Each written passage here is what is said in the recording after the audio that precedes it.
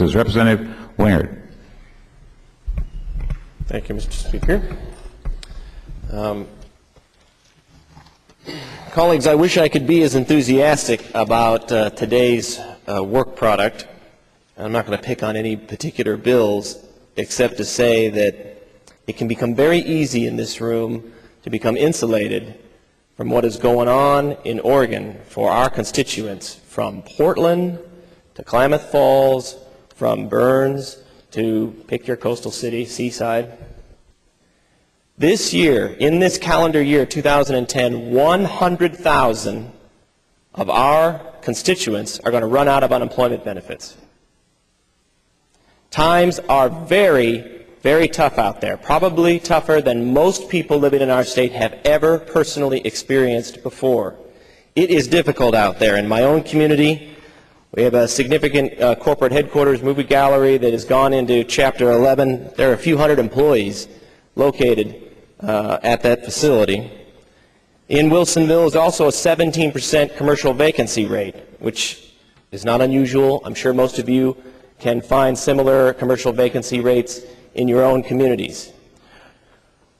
We didn't help things last month. I know many people are happy about that result, but just to give you a couple examples from people I don't even know, who are constituents who emailed me, one saying, "It's sad to say, but I've had enough.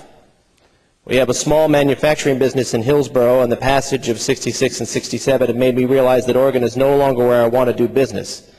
I'm looking at relocating my home and business. Unfortunately, there may now be another 5 families that will join the unemployed in Oregon. The state government can't just keep on spending and raising taxes forever. Convincing the average worker that another tax is okay since someone else will have to pay it is wrong, wrong, wrong.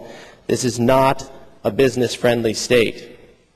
I don't know this gentleman personally. I write this with a sad heart. I'm 40 years old and have never been compelled to write my state legislators in the past. I have been an Oregon resident for the past 10 years.